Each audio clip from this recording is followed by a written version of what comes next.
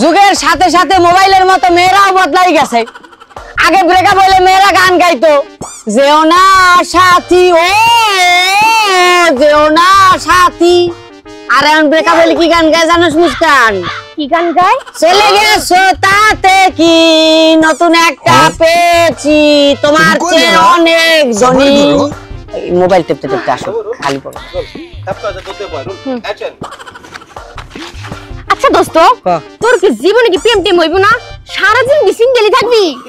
একটা সত্যি কথা কমু তোরে, যে সব ছেলেরা প্রেম করতে পারে না বুঝছস, ওই ছেলেগুলো নিঃসন্দেহে অনেক ভালো। আচ্ছা, কারণ ভালো ছেলেদের সাথে মেয়েরা কোনো প্রেম করে না। এই সাবরে, তোর মোবাইল বন্ধ কিসের জন্য? ফোন আর ভেঙে গেছে। কে মোবাইল ভাঙছস কে? আরে এই যুগে কি বাটন সেট চালায়? সবাই টাচ ফোন চালায়। আরে বেটা, টাচ ফোনের চাইতে বাটন ফোন কত ভালো জানোস?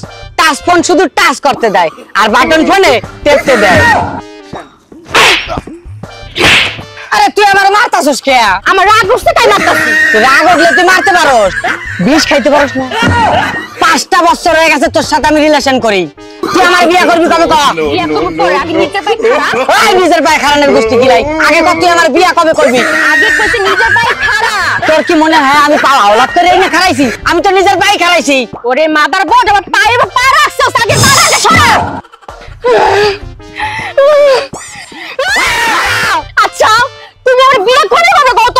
ওরে তোমার তো আমার বিয়ে ডেলি করতে মনে চায়, কিন্তু আমার একটু আগে নিজের পায়ে খাড়াইতে দাও। তুমি নিচে পায়ে দাঁত দাঁতে এতদিন আমার বাচ্চা হাতে পড়া শিখে যাইবো গা। আচ্ছা জান, তুমি আমার বিয়ে করার পরে আমার বাবার কাছে যৌতুক নিবা না? হ্যাঁ যৌতুক তো নেবই, যৌতুক ছাড়া বিয়ে হয় নাকি? যৌতুকে তুমি কয় টাকা নিবা? যৌতুক হিসাবে আমি বেশি না 5000 টাকা নিব। 5000 টাকা নিবা কেন? 5000 টাকা নিব এই কারণে, ওই 5000 টাকা দিয়ে আমি একটা বাথরুম বানাবো, যাতে তোমার সাথে বিয়ের পরে ঝগড়া লাগলে আমি কইতে পারি তোর বাপের টাকায় মতি। ও কি তুমি আমার মারলা কে? মানুষ তাকেই মারে যাকে সে অনেক ভালোবাসে। তাই? হ্যাঁ। ইয়ের বেডি,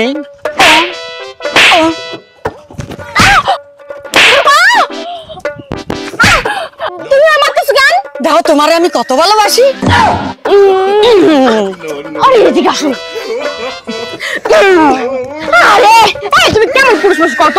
তুমি আমার জোর করে কিস করবা তাই না? আমি সাথে মানে কিস করি। আসলে আমারও কিস করতে মনে চায় বুঝছো, তারপরে তোমারে কেন কিস করি না জানো? কেন? তোমার মুখের থেকে গন্ধ আসে।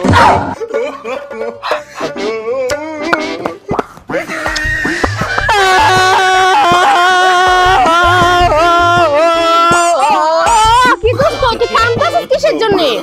আচ্ছা দোস্ত, আমার কি ভূতের মতো দেখা যায়? কেন রে দোস্ত, হঠাৎ এই কথা বলছিস কেন? গেছে কালকে কারেন্ট গেছে বুঝছস, তো কারেন্ট গেছে পরে আমি একটু ছাদে যাই বসলাম যে একটু নিরিবিলি বাতাস খাবো। তারপর ওই পাশের বিল্ডিং এর ভাবির বাচ্চাটা কান্তাছিল, বাচ্চারে দেখাই দেখে ওই দেখ ভূত বসে রয়েছে, তোরা এসে খাই ফেলাবি।